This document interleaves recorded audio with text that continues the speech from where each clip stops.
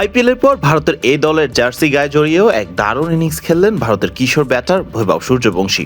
দারুণ শুরু করে সূর্যবংশী তুলে নিয়েছিলেন 11 বলে অর্ধশতক। আইপিএলের মতো ভালো খেলতে থাকা বৈভবের ভাগ্য যেন সেই আইপিএলের মতোই রয়ে গেল টিম ইন্ডিয়ার এই দলের জার্সিতেও। সেঞ্চুরি থেকে মাত্র 6 রান দূরে থাকতেই সাজঘরে ফিরতে হয় বৈভব সূর্যবংশীকে।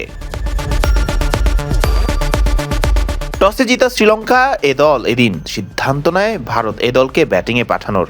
আর এখানেই শ্রীলঙ্কার সিদ্ধান্তকে ভুল প্রমাণ করেন সূর্যবংশী। 5-4 এবং 5 ছক্কায় বৈভব তুলে নেন নিজের হাফ সেঞ্চুরি মাত্র 11 বলে। অর্থাৎ তখন বৈভব ব্যাট চালাচ্ছিলেন 450 বেশি স্ট্রাইক রেটে। আরও ভেঙে বললে 454.6 স্ট্রাইক রেটে ব্যাট করছিলেন বৈভব সূর্যবংশী।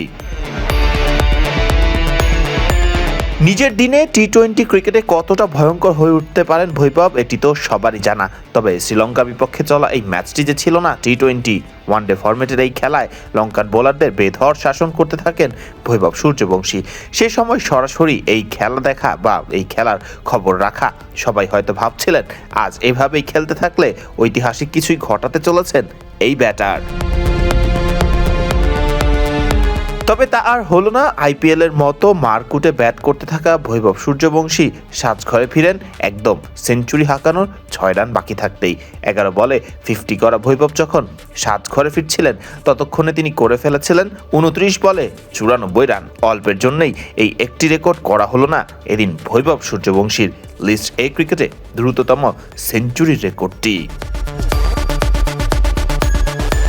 29 বলে 94 রান খেলতে বৈভব এই দিন হাঁকিয়েছেন 8টি ছক্কা এবং 10টি চারের মার। অর্থাৎ 94 রানের মধ্যে 88 রানই বৈভব সূর্যবংশী তুলেছিলেন কেবল বাউন্ডারি হাঁকিয়েই।